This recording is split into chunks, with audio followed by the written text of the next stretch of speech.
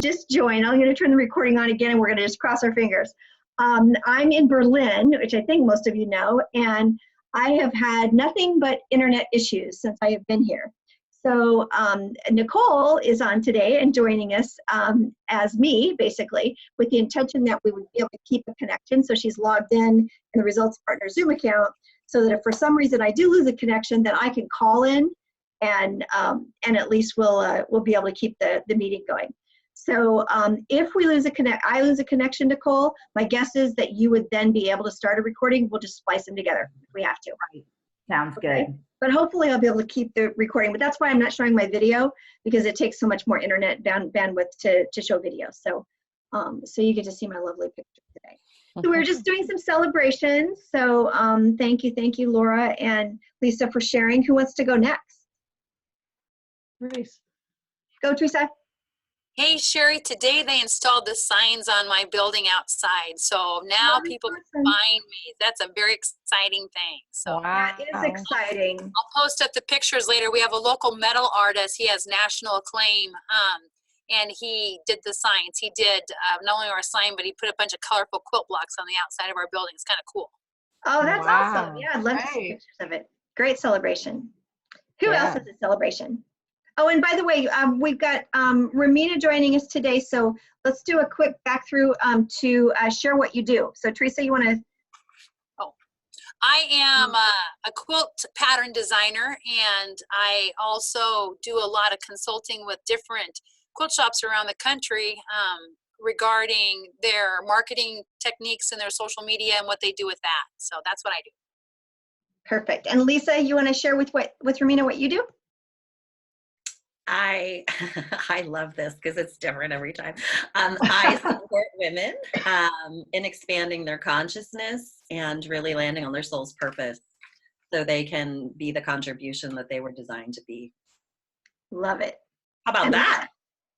Perfect. I like it. Laura? So I am a coach for moms who have kids who are here to change the status quo, and especially moms of LGBTQ teenagers.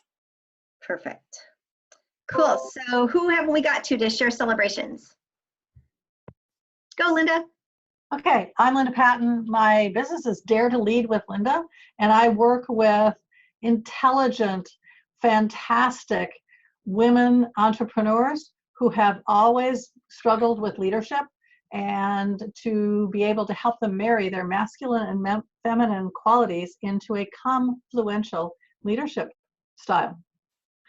And my celebration is I have finished the foreword for Dr. Liz Lister's book, Go for Great, Dr. Liz's Guide to Thrive at Every Age. And it's all around, she's a hormone doctor. She's phenomenal.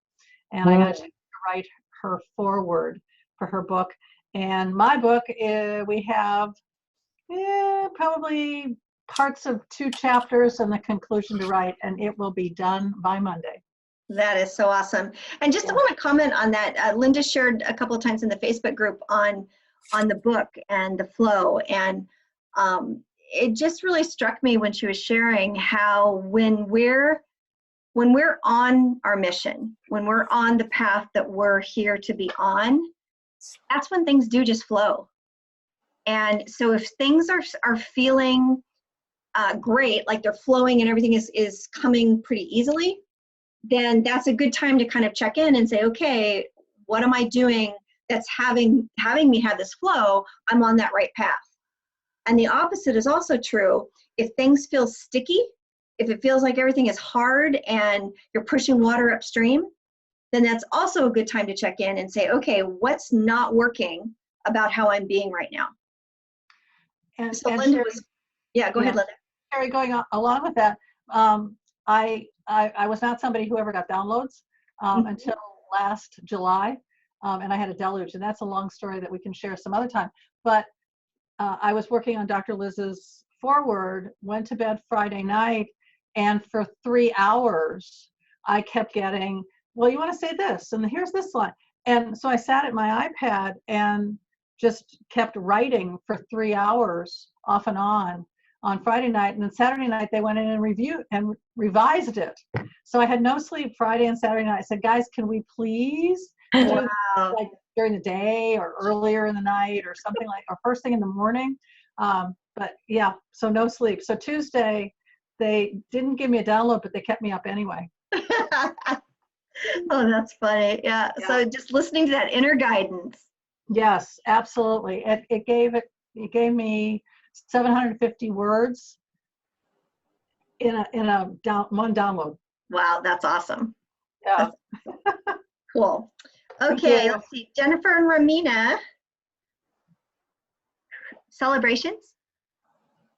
Oh, Let's go, Romina. You're unmuted. hi. Am I muted? Nope, you're unmuted now.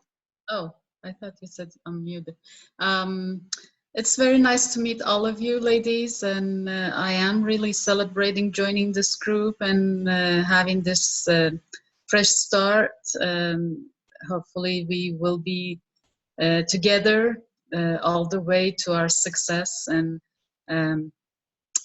we will be the support system for each other. I am celebrating that and very happy to work with Sherry and to be on this journey with you guys. Awesome. And tell us about what you do, Romina. I'm the founder of a payroll service for small businesses, and I'm a CPA. And I have spent most of my career in corporate accounting and tax. And now I've gone into business for myself, founding Checksperts Payroll Solutions for small business payroll, which is, focused on giving this personalized service to small businesses because I have worked with payroll companies and I saw the pain of a small business working with payroll companies, larger payroll companies. Beautiful, beautiful. And Jennifer. There you go. Hi, Jennifer Gilman. I am a law firm matchmaker. I work with law firm partners who have their own clients and would love to find their exact right perfect fit at another firm if they only had the time and knew where to start. And I am celebrating that it looks like another deal is going to close. I found somebody who wants to retire and didn't do any succession planning and now is kind of at a loss what to do with his clients. I think the exact right perfect fit at another firm where he actually knew one of the partners already, so he felt pretty comfortable having meetings with them. We just had our last round. They had a dinner, and I went because every time they had dinner together, they thought of some new things they wanted to look into, and they really want to have him working there by September 1st. So it was time to conclude things, and I think we got it on track, and everybody shook hands at the end and said, we can work this out. So that was good. And I'm doing some preparation for the fall when it's more of a busy season for me. So I have a VA and a marketing company working on some things. I have a promotional products person that I'm going to order some things from. I have some new databases I'm investing in and some advertising in a publication that's going to help me that I'm investing in. And I've managed to do all of that while I'm still not feeling quite better from food poisoning. Oh my gosh, you're still struggling with that. I'm looking at it as an opportunity to be less interested in food and more interested in other things. And hopefully maybe to rest and regenerate a little bit. Not so much time for that as I would like. I signed up for a networking event tonight that's really, really useful for me, even though it's located further away than I want to go and I'm not quite in the mood. I'm going to look at it as an opportunity to practice for when they have it next time. There you go. Well, you've got some great celebrations there. So congratulations on the new deal and all the things you've got going, setting yourself up for the fall. That's amazing. Awesome. Okay. So Nicole, we can't leave without having you share. I'm a VA. I'm into all sorts of things. And I guess I'm celebrating today is my oldest son's 17th birthday. Wow. So I've managed to keep him alive. Thank you. Yeah. So I'm like, I'm in between emotional and happy, and That's great. That's great. And as Nicole said, him bleeding me dry for money. yeah. As Nicole said, she is a VA and she is my VA. I connect. Here's one of the powers of those referrals that we talked about. I actually connected with Nicole when I posted in a Facebook group that I participate in that I was looking for a new VA. I was not satisfied with what I was doing before. And someone that I had met at an event, so I had met networking, posted Nicole's name, made the introduction, and the rest is history, as the saying goes. So I think we're over a year, aren't we, Nicole? Are we like at a year and a half? I think it was December, if I remember correctly, of 17. So yeah, so the cool thing is that Nicole is extremely open to learning new things. Love it. She's great with figuring out what she doesn't know, and also great with learning what she can get taught. So she's kind of used Results Partner to learn ActiveCampaign and learn lead pages and ClickFunnels and some of those tools that we use. And now the portal, the Results Resource Center, that you're finding all the materials for the Inner Circle, Nicole created from scratch. So if Nicole, and I shouldn't even say this out loud, but if Nicole got hit by the proverbial bus, I would be up the proverbial creek, because I don't know nearly as much about Access Ally, which is the system that we use for the Resource Center, as she does. So it's a great system, though. You'd learn it, I promise. Well, I don't know. Anyway, so Nicole's here for a dual purpose today. As I said, originally my thought was have her log in so that if I had trouble with connection, I wouldn't lose my connection, and then of course that loses all of you guys. So at least if I got kicked off, you would still have the Zoom connection. But as I thought about it, I thought, okay, well, if I'm not going to be able to show my screen as much today, a great way to use our Techie Thursday time is to just talk for a few minutes about the power of a VA. Because while a virtual assistant is not a technical resource, meaning a techie software kind of resource, it definitely is a resource that helps in leveraging your business, automating, and that's kind of the whole concept of using technology and using resources to leverage and automate our businesses. So I know that we've had conversations actually in the last couple of calls about people that are looking to start hiring a virtual assistant, not kind of maybe knowing where to start or how to get the best out of the virtual assistant. So what I thought I would do was just share a couple of things that I have learned about virtual assistants and creating the best relationship and success when you do decide to connect and hire a virtual assistant. And then also give you kind of 3 top places that I would suggest for most of you that you think about in terms of using the virtual assistant first. So does that sound like that would be helpful? Okay, cool.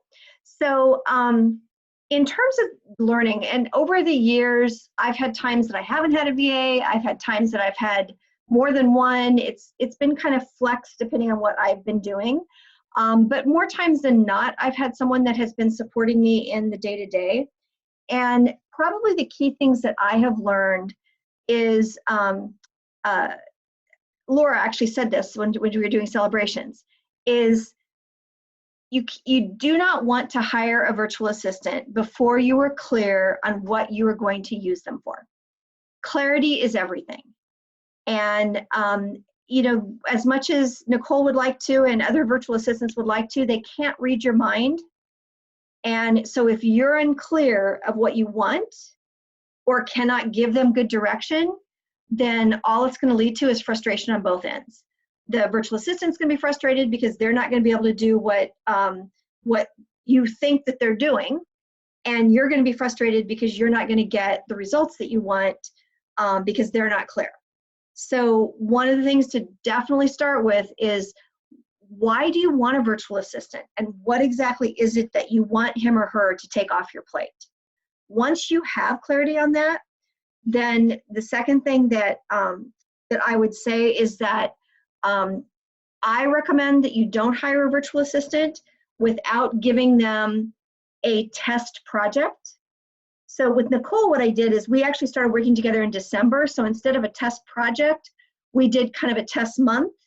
And I can't even remember what the project was, Nicole, now. We had like a certain thing that she was going to focus on as we were kind of ramping up with the holidays. But generally what I will do is I will take a project that maybe I've been procrastinating on, haven't gotten done, and I will give them that as the first project and have a certain number of hours that they're allotted to do it, that we agree upon, of course. And before I commit to an ongoing relationship, have them complete that project and be able to see how it works both ways. Because at that point, maybe the virtual assistant really doesn't like working with you and they may want to, not move forward. Or you may be at a point where you're like, you know what, I'm just not sure this is a good fit. So that works extremely well. And it doesn't have to be a big project. It can be something like, setting up an opt-in page and a thank you page for you, or getting your scheduling system automated and set up for you, or whatever it might be, but something that's fairly well contained, but also will give you an idea of how he or she thinks, how responsive she is, how quickly does she get things done, and give you a feel for what it's like to work together. The other big thing that I would say that I've learned is that you have to make sure that you have some regular communication systems in place, because working virtually is a different dynamic when you're leading a team, working as a team. You're not there, you're not in front of the person all the time. So you have to be really conscious of making sure that they feel heard and that you're keeping them in the loop on where you're going. Because as entrepreneurs, we know that we can change directions pretty quick. And so if you don't have a system in place to communicate that, then the virtual assistant can kind of get left behind, if you will, and may actually be even spending time doing things that you don't want them to do anymore because you've changed directions. So it doesn't have to look formal. Nicole and I don't have a, first Tuesday of every month kind of meeting, but we schedule calls, just touch base calls, on a fairly regular basis, where we just touch base on what's going on, and she shares what's coming up for her, I share what's coming up for me, what's next, and then we kind of agree on priorities. So those would be the top three things that I would say I've kind of learned. Any questions on that, or things that are coming up about why you would hire a VA? Yeah, Jennifer. Oh, you're muted. I actually want to just agree with you. I engaged a VA and she said she only works on 6-month contracts, and I had not a great experience with someone else. So I said, I'm sorry, I can't agree to 6 months until we work on something together first. Mm-hmm. So we did a test month first, and we got along really well, and it was really useful for me. And then I did engage her, and we do have built into our contract a 30-minute call at certain points just to catch up on what's going on and fill me in, and she'll send emails in between. Having communication is really important when you're not going to run into somebody at the office. Exactly. Yeah, that's perfect. Which actually, you remind me of something else I didn't mention. The other thing that Nicole and I have in place that I think has helped a lot, and I'll certainly let Nicole jump in, is we use Teamwork as a communication system for setting up and managing tasks. So I haven't been on Teamwork's website lately. They used to have a free version that you could get that was, I think, 2 projects, and I had a cool workaround for basically using that for a long time. I think that they've since done away with that. But you can also use Slack, or you can use other tools that are out there. I prefer more of a project management based tool where you can establish a task and set a start date and an expected completion date, and you can communicate on that project through Teamwork. So what's an example? So I wanted to change the way that Nicole had formatted the recordings for our monthly, these calls, Techie Thursday calls and the monthly success calls. So I put a task into Teamwork, outlined what I wanted her to do, and we've been sending messages back and forth with questions and kind of getting in place what I envision, what I want to do. That way you get out of that back and forth email crap. It keeps it all in one place so you can go back and look at it if you need to. You can duplicate tasks or add recurring tasks. So putting some kind of a communication system like that in place at the beginning. Jennifer, if you just started with somebody, it might be to ask her if she uses any kind of a project management system. And that can be really helpful in terms of that communication. Yeah, Linda. We use Asana. Yep. Because there were 3 of us who were tracking projects and that kind of thing. And we found that that's really a great way because we can communicate as well. So if you write a comment in Asana, it's sent to the people who are on that particular task. So we're all in alignment as far as where things are going. And with the number of things that are happening, it really has brought us together. And if we need a conversation, you can type it in and go, we need to talk. Exactly. And, yeah, great. And it's free. Yeah, and just put the teamwork link in the chat too. Yeah, I'll grab the Asana link as well because I've tried using Asana too. I just vibe better with teamwork. I picked up on teamwork really easy, but Asana is another great one. Yeah, and a lot of people like Slack. I'm not a big fan, to be honest. Slack to me is more of a, it's almost like a Facebook Messenger to me more than it is a project management system. But a lot of people love it. So it depends on what you're going to use it for. If you're going to use it to keep communication in one place off of email, it can be fine. But if you're really going to look at it, use it to track tasks and completions of tasks, then I think you want something more project management based. Cool. Any other questions, comments? So, yes, so is Teamwork something, Sherry, that you were using already? Or is that something like, so is that a monthly fee thing? Yeah, I've used Teamwork for years. And like I said, it used to be that you could get a free version of it for 2 projects. And I even used it for myself. It was basically where I would assign myself tasks, even just for keeping track of what I wanted to get done. Yeah. I don't know. I need to check what the latest is, but I can't remember what the entry level version is. And you might just check for project management software. I haven't done that recently to see what other options are out there because there are new ones coming up all the time. There are apps on your phone now for project management. And if you really like using your phone and apps on your phone, check that out. And just find something that works for you. And Nicole, you don't have your own Teamwork account though, do you? You just use mine. Yeah, well, with you, I do use yours. I do actually have every one of my people in my Teamwork. I have like one project that's called clients, and then that's where everybody is. But yours is actually separate for me because it's all through your account. So you shared with me. Yeah. And you invite people to join your right. team. And I put everybody in mine as like little subtasks. Like you were saying, like there's a good workaround if they still have I see that they have a 30-day free trial. But I'm not, like you said, I'm not sure if they still do the 2 free projects. But they may very well do it. I know I'm still in that, I guess maybe grandfathered into Yeah, that. that's what I am too. So right. Yeah, so just think about how you want to communicate. I think it's the most important thing is how are you going to keep track of what you want your assistant to do, because email doesn't work. At least if you're me, it'll get buried so quickly you'll never remember what you asked her to do. Cool. Okay, so then I want to talk just real briefly because I'm aware of time here. On the first 3 things that for most of you, I would recommend that you think of taking off your plate and having an assistant help you with. The first thing is any landing pages, thank you pages, sales pages, order forms, the techie stuff that you need to get built. So if you're launching your free gift, doing your opt-in page, doing your thank you page, if you're doing a webinar, doing your registration page and your thank you page and setting up the webinar software. If you're doing a workshop, the same thing, the registration page and thank you page.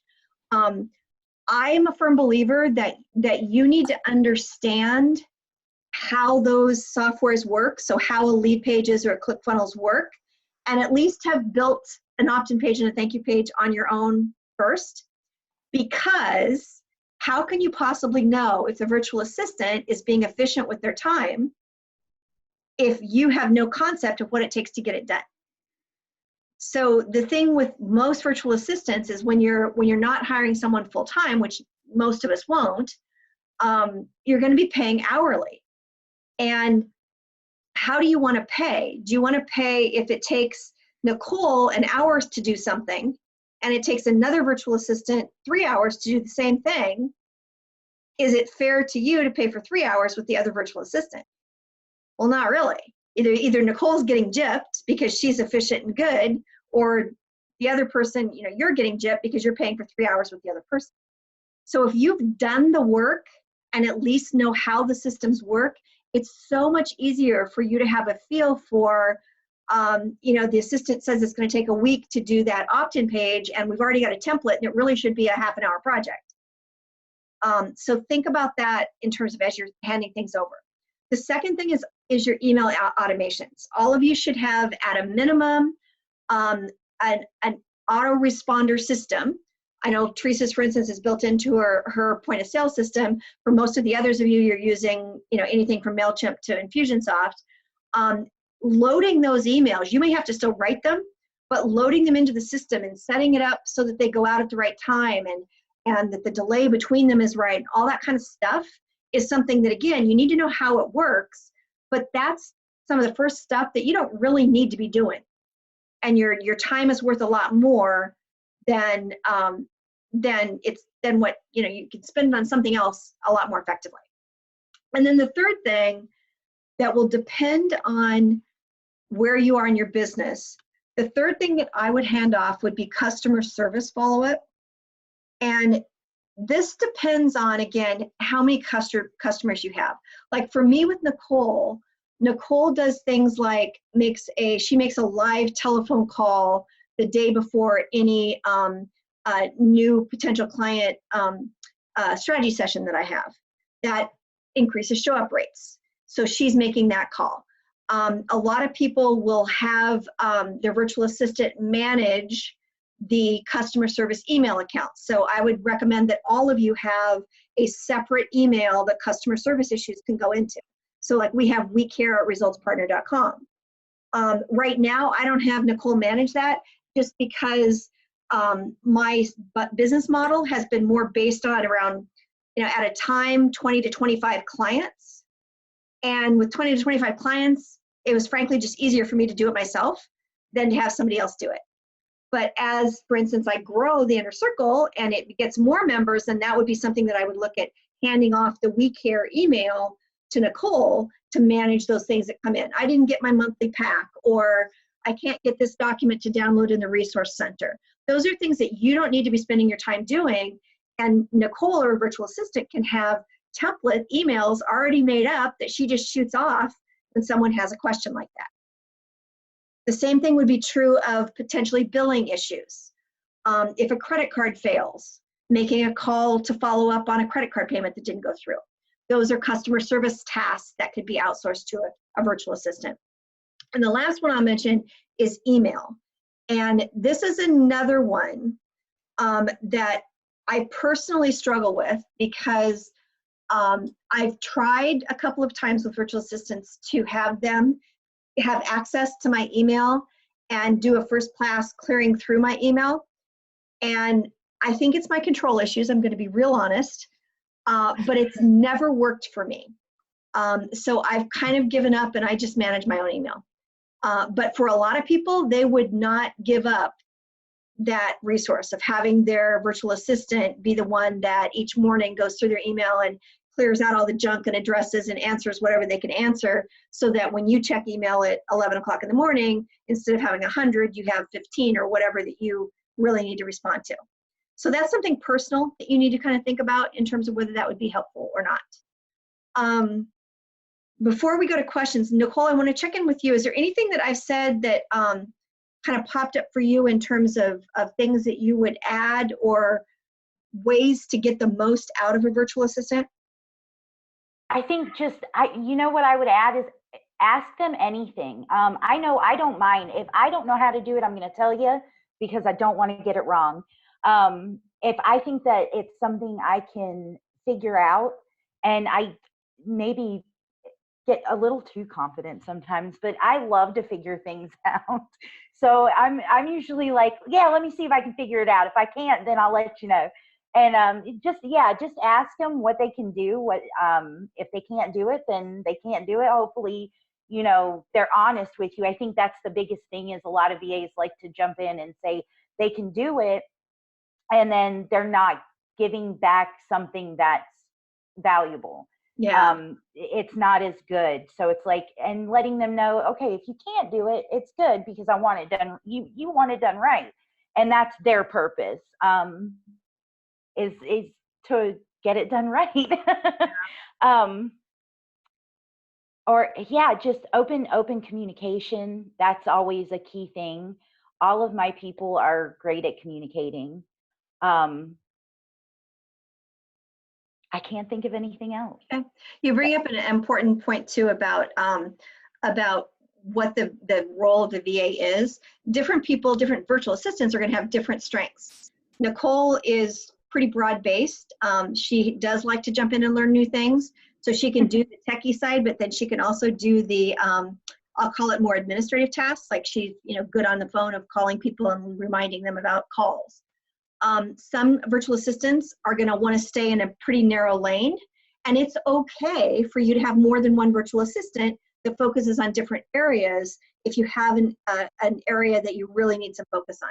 So some of you, I'm trying to think, Laura, I think, may have met a client of mine named Kim McPhee, and she is, I call her a techie virtual assistant. Yes, Teresa's laughing because we have a friend that her name is Kim McPhee. McPhee spelled differently for this other Kim. But anyway, she is an Infusionsoft certified specialist. So all she does is she literally calls herself a techie VA. And she doesn't take on a client if what they want is someone to handle customer service emails. Now she's actually in the middle right now of expanding and creating more of a virtual assistant agency. So she may actually take that on now because she has people that are doing that and she's only doing the Infusionsoft work. So there are specialist VAs out there if you have a particular need. Teresa, for you, there may be virtual assistants out there that know your point of sale system and could eventually, you're muted right now, Teresa, but that could take that on for you. Right. And I think that some of the people that have asked me to help them, they're trying to ask me to do some things for them. They don't want me to do their work. They're just trying to walk me through it. But I also wanted to say too, like we've talked about Facebook before and the importance of responding to posts.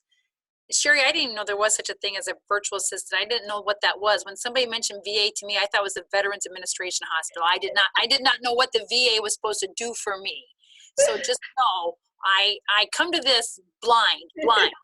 But every once in a while when I'm launching a new quilt, especially one of my Christian quilts, when I post it up for the first time, I always have to be prepared because that post on Facebook might get anywhere from 3 to 40,000 comments. Yeah. And I am the one that I'm always teaching at Quilt Market to the other shops that if you do not respond to every single comment, you're losing customers. Mm-hmm. And so when I'm going to launch something big, my VA is a couple of college kids, some pizza and beer.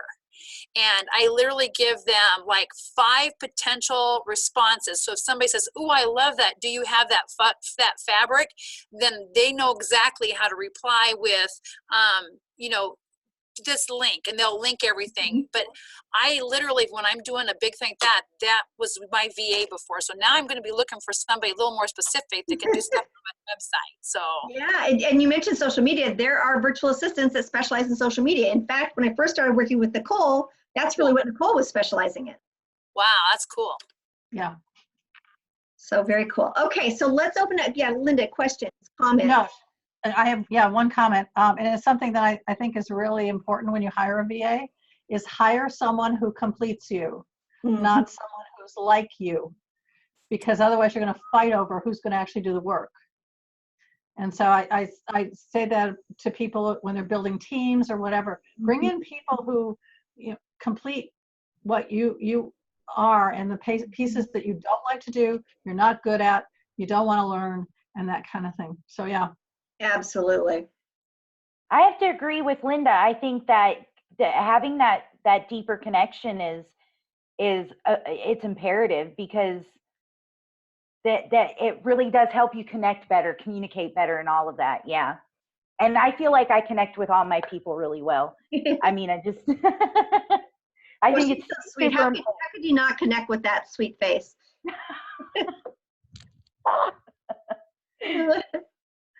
Okay, so let's open it up for any other comments on VA questions or any other techie issues that you wanted to bring to the call today. Yeah, Romina? Yes, I do work with Nicole, and I love her. I really love her and her work ethics and her I love you too, Romina. oh, her quickness. Oh, I love it. So happy to have found her through Sherry.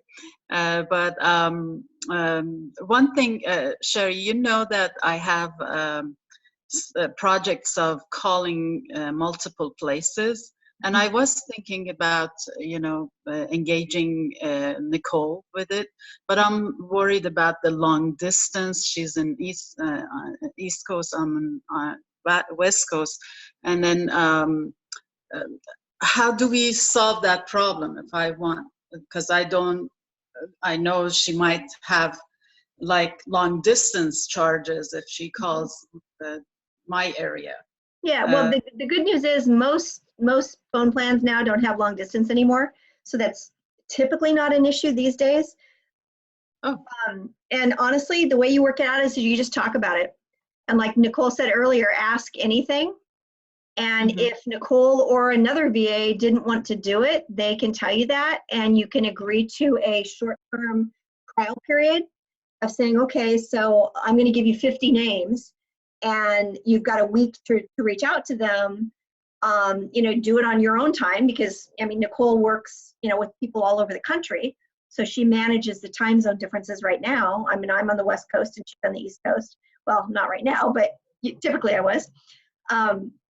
So, she's managing working with me right now when I'm on a totally different time zone. So that's workoutable. And I think the question to ask, Romina, is more,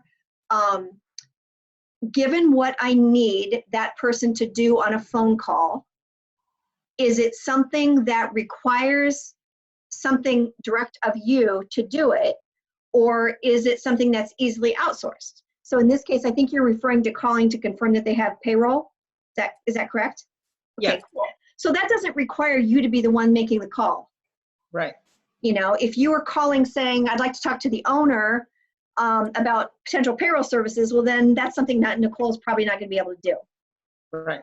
Okay. So I think once you clarify that, yes, it is something that I can outsource, it doesn't require me to do it, then have the conversation and just ask. And just like we talked about a test project, come up with a test, the first 50 calls or whatever it is. And then both of you get to check in and say, okay, Nicole, how did it feel? Did you enjoy doing it? Did you hate doing it? Did it take a lot of time or not take a lot of time? And you get to kind of see what the time benefit is. If it took her X hours, is it worth it to you to invest that per hour for those calls? Mm-hmm. And then you can decide going forward if that's something that you want to continue to outsource. Yeah.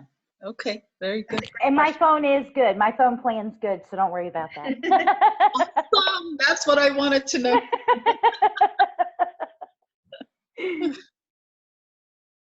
Cool. What else is coming up? Any other techie issues or VA issues are fine too? Yeah, Lisa? I have a VA question, just in general, pay structure. Yeah. Okay, pay structure. That is all over the board. And I will tell you that I have already raised Nicole's rates since we started working together because she was not charging enough. She still isn't probably charging enough, quite honestly. The rates can be anywhere from going to the Philippines and getting a virtual assistant, which you can for probably about $6 an hour, all the way to like a certified Infusionsoft specialist hiring someone like a Kim McPhee is closer to $100 an hour. So there's a very wide range of what you'll pay. It comes back to what I just said to Romina in terms of you have to kind of look at what are the kinds of tasks that I'm handing off and what's it worth to me for those tasks and what level of expertise is required to do them. So like with Nicole, for instance, Nicole, I think, are you okay with me sharing kind of how we started our arrangement? Yeah, absolutely. Cool.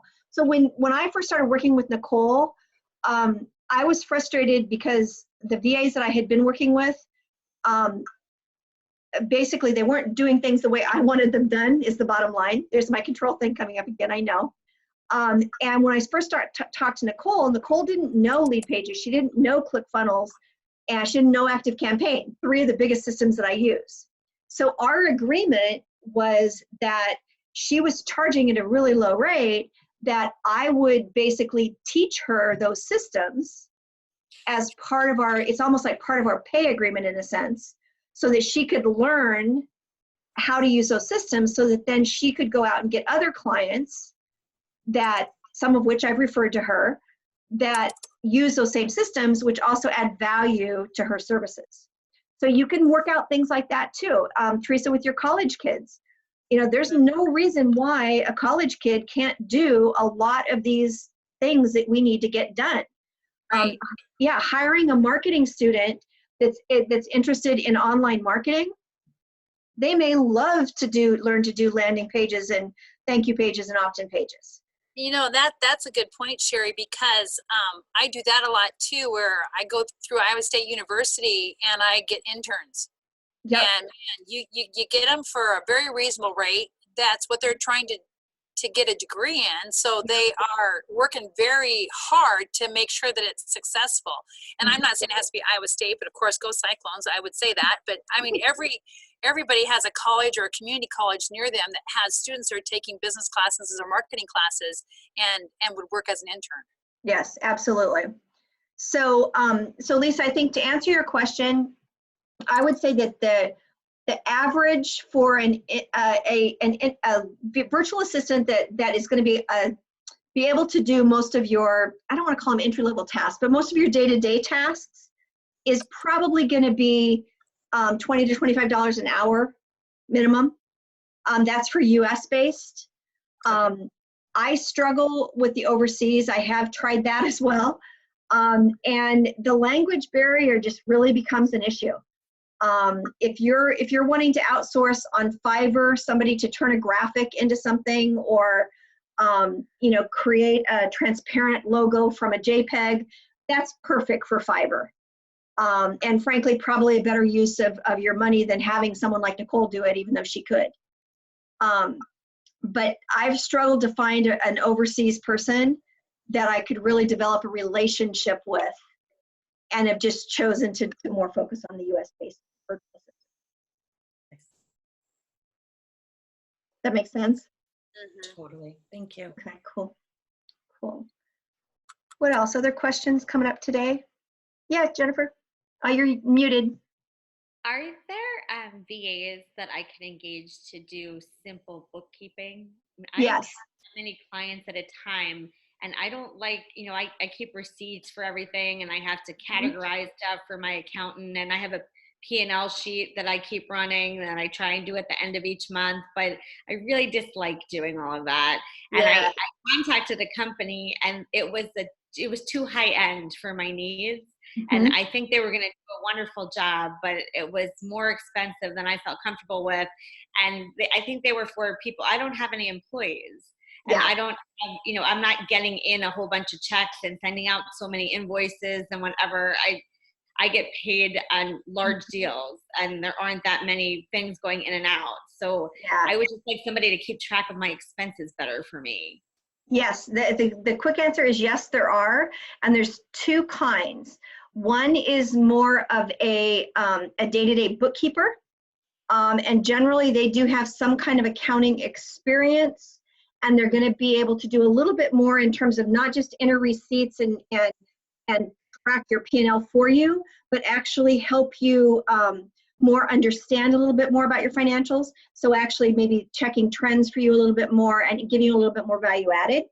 That's going to probably run just for the basics, $300 to $500 a month. Okay. Then there are, like I don't have Nicole do this, but Nicole would be totally able to do that. You know, if I gave her an Excel spreadsheet and said, this is what I want you to do, I'm sure she could do it. I'm not saying that you need to, Nicole. But there are virtual assistants that do other kinds of tasks that may be capable of doing what you're talking about. Now, the only other thing that I would add is that instead of using an Excel spreadsheet, one of the things that I am now using is an online system called Xero. I'm sorry, it's not called Xero, it's called Wave. It's wave.com, and it is a simple online P&L based system that, because it's online, it's a lot easier to outsource it to somebody. And yet then you have the built-in reporting that you don't have to have them trying to create reports from Excel spreadsheets, let's say. You know, you can use QuickBooks, you can use other accounting systems, but you probably don't need that right now. You know, Wave is very simple and it seems to work just fine. Romina, I'd love your thoughts here. What would you say as our resident CPA? Yeah, I've always used QuickBooks and have been very happy with it. Yeah, and QuickBooks is going to do more than probably any of us on this call really need, to be honest. Linda, with her business with the event management side, probably needs something a little bit more complicated. But like you're talking about, Jennifer, with the number of transactions that you're doing, you know, there just isn't, it's a pretty simple system that we're using for bookkeeping. Teresa, for you, you know, you're doing a lot of transactions and retail transactions and sales tax, so you've got a little bit more complicated. Right. I use QuickBooks, and I just recently went from regular QuickBooks to QuickBooks Online. My accountant didn't want me to go to the online, but it's easier for me because then I can do it from whatever state I happen to be in. But I don't know, whatever it does, where it processes from my website. Yeah. But I would say, Jennifer, too, just check with your accountant to see what they have, because what my accountant likes about it is they can just pull up my information, and because I am not like you, I'm not very good about receipts. I'm kind of go with the whole, if they want to come after me, if they want to come after Granny in the quilt shop, they sure can, because I'm not very good about that. The accountant is really good about things. But my accountant is the one who gave me the P&L spreadsheet to use. He told me to just keep filling it out. What's most important for my accounting is that I categorize my expenses appropriately. Yeah. And there have been some changes to the tax code, so membership in professional associations no longer counts. So we looked at the things that I was a member of, and he called some of them advertising and some of them education, and I'm supposed to be keeping track of all these things as I go, just in case somebody thought of me. Yeah, yeah. And with and you could ask your accountant if he's familiar with Wave too, just because it's you know, for me, it's just so much easier than an Excel spreadsheet. I used an Excel spreadsheet myself for a long time, and the problem I had with it was that I would add receipts, let's say, to a cell, like let's say it's for education. Right. I'd add a receipt for something, and then if I needed to go back later, I couldn't, there wasn't a link to what that actual, you know, $29.97 was for. I hear you. And that was, to me, it's like it wasn't really very useful, because all I had was a total number, and I didn't, if something looked out of whack, it would have been so hard for me to unravel what was really out of whack. Yeah. So on Wave, it's a little bit different, and you have access to what those individual charges would have been? Exactly. On Wave, what you would do, Wave has more of a, does everybody know what I mean when I say general ledger? So the general ledger is basically a detailed list of every transaction that you put into your accounting system. And with Wave, you would enter the $29.97 for this month's subscription to XYZ, and to education, let's say. And then you'd also enter a separate transaction for another, you know, $19 that you spent to go to a networking luncheon. And even if they both went to the same general ledger account, you'd be able to run a report that would show those individually if you wanted to get into that level of detail. That sounds better. Yeah, Yeah, Linda, and actually go ahead, Laura. it's called waveapps.com. I just looked it up while we were on the Thank phone. you. Wave is sending money to Africa. So unless you want to send your money to Africa, it's Wave Apps, APPS. Thanks for that clarification. Linda, you were going to say something? Oh, you're muted. You're muted, Linda. Darn. I did the same thing, Laura. I looked it up and I go, this is a money sending app. It's not. Sorry about that. I was like, is Sherry sending money to Africa? Yeah. Okay. Teresa's saying, I use Google Tasks. Would that work and can it be shared with others? Do you mean use Google Tasks to share the transactions, Teresa? No, that was for when we were talking about a task list that we could break. Oh, I'm sorry. Yes. I've only ever used Google Tasks, and I didn't know if that would work for what you were talking about, because anything I don't have to learn something new is always a good thing for me. Absolutely. You know, honestly, I'm a proponent of if it works for you, it's fine. And as long as with Google, I've not used Google Tasks, but as long as you can kind of track that you've assigned a task and go back and look at it, then it's going to do what the main thing you need it to do. Now, I use Google Drive for sharing files with Nicole a lot of times, and we also use Dropbox depending on what it is. But yeah, absolutely. Cool. Dropbox comes in handy when you want to turn something into a link. Google can do it, but Dropbox with the videos, I mean, they are just, it's like if you want to share, like when we post these videos onto the member site, the replays of these, Dropbox makes that super easy. Right. I thought I'd throw that in there. And actually, that's something, I'm going to put this out there. I've been hearing that people have trouble sometimes downloading or opening Dropbox links. So if anybody has a problem, let me know. Sherry? Yeah. I use Dropbox for sharing files with quilt shops around the country or in other places. And my experience has been when they're having trouble downloading, it's not because of the file necessarily, it's because their own, where they're trying to download it to, their own ability to receive information, they don't have that set high enough. And so it ends up, and I'm not very techno, but I end up getting into a very techie conversation with them about that they need to upgrade, you know. So typically that's usually what it is, because you know if you can't download a 3 megabyte document, you know, it's a problem. You know, they be wanting me to break that up into multiple documents, and the truth is I don't have the time to break it up for them. They've got to get their own technology going. And actually you are also correct on Dropbox that if someone has, like if someone is a, you know, just if someone's one of Laura's moms, let's say, and they don't have a business, they might have a Dropbox account, but it's just the free Dropbox account, and they can only upload a shared file that's as big as the Dropbox file that they have. Mm-hmm. So if they don't have the amount of storage in their Dropbox account to download big video files, then that can be a problem. Right. Cool, great questions. What else is coming up? Sherry, I got to run. Okay, Linda, thank you. Take care. It was great to see you all. Congrats on the book. Yeah. Thank you. Back to the book. Bye. Yeah, back to the book. What else? Any other questions before we head off to what's next for all of us? Was the conversation about virtual assistant helpful? Very. Any questions you have for Nicole, since we have her on the line?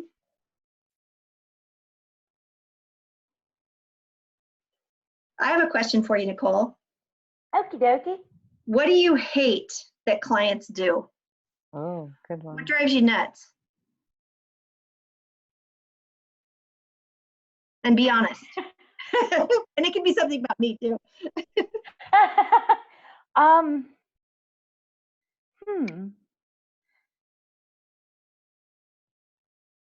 I think my biggest issue is, I mean, I have some really great people. I don't have much to complain about. I think communication is the biggest thing for me. Is like I've had people in the past that just do not communicate well at all and still expect something to be just the way they want it. And I'm like, I am doing my very best with what you're giving me. Can you tell me this and tell me, I'm a question asker and I want to make sure I'm getting it right. And sometimes it doesn't quite make the transition to them. Those are usually the ones that I don't end up sticking with. Mm-hmm. So yeah, and everybody I have right now is pretty great. I think maybe like the one thing that might irritate me the most is and this is maybe more my fault than clients' fault, is I have all my emails and all my messenger apps on my phone. So I'm always getting emails and messages. Other than that, but So like in the streamlining communication. Right. So something like using, like for instance, you and I had the conversation recently where I'm not even sure why, I kind of got out of the habit there for a bit of putting tasks in work, and I was sending you more emails.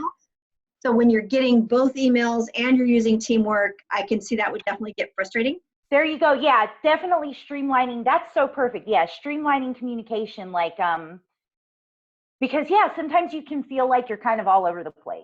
Yeah. But that would be about it. Otherwise, like I think that I've finally gotten to where I know my ideal client and know when it's time to say, well, this isn't working. Yeah. And don't be afraid to say that. Either way, don't be afraid to say that with the VA if it's not working. Yeah. They'll find other people. Absolutely. The one thing that's not a good fit. From days when I was managing VAs, is that VAs, there's that, what's that old phrase? Your lack of planning does not constitute an emergency on my part. Okay, that's it could come out of the words of most VAs. It's a trap that entrepreneurs get into, because when we're used to doing things ourselves, if I decide today that I want to send out an email tomorrow morning, I can write it and load it and it's done. But if I'm wanting to have a VA do that and Nicole planned to do something else in the morning, then I can't assume that because I decided to do something last minute that the virtual assistant is going to be available. So you do have to make sure that you're planning a little bit more and not frustrating the virtual assistant because you're not giving them enough lead time. That's a really good point. Yeah, that's right. I honestly never thought about that because, like I said, I usually everybody lets me know. They're really great about letting me know like the night before. I'm usually pretty available. I know that's your part, my dear. I need to be less available, but I'm always available. But that's a really good point, because a lot of VAs do that. I've had people in the past, like it can be frustrating. Like I need this done in 10 minutes. And you're like, but I'm not anywhere near a computer. Yeah. Well, we do train our clients, and this applies to your virtual assistant as well as you deal with your individual clients. If you respond to every email within 10 minutes of it being sent, and I'm talking about with your clients now, if you get back to them and overgive on every single thing that you do, then your clients are going to come to expect that. So same thing with your virtual assistant. If your virtual assistant gets things done in 15 minutes flat every time you ask, then the time that you really need it done in 15 minutes, you're going to expect it. So we train our clients just like train our kids too. Yeah, Lisa? I just have a question about what we talked about last Techie time. If you're about Facebook ads, getting traffic to your website, you want to have your web person instill, was it Pixel? What was it called? I need that word again. Facebook Pixel, yep. Pixel. Okay. That's all I needed. XEL, yep. Thank you. Yeah, I'm actually going to start next week. I'm starting a series of 2 on Tuesdays about that, about creating your Facebook ad account and Pixel and then installing it. Cool. Thank you. Okay, I kind of went a little bit over because I took more time talking about VAs than I thought we might. We had the little recording thing at the beginning. I'm just amazed that I've kept a connection this long and that it's been good. So we'll celebrate that, absolutely. And Cool. Mercury retrograde, so communication is quite Is challenging. it really? There's Well, like five. that doesn't bode well. So next Tuesday, we have our bi-monthly success call. We will do it on Zoom, same time, 9:30. And Nicole, I'll probably ask you to be on if you can, just in case. So we've Yeah, got. I'll be sure to get that in my calendar so I don't forget. And in the meantime, make sure you check in on Hotline to Sherry. Some of you have been quiet, you know who you are. So be sure to use that and reach out with where you're at, what's coming up. And then just so you know, I'm actually finishing up the pack for August, and it's going to focus on your nurture sequence for new people coming into your community. So new people that you're adding to your list, whether it's from an opt-in page or from something else. So that'll be shipping out in probably, well, it should be arriving early, first few days of August.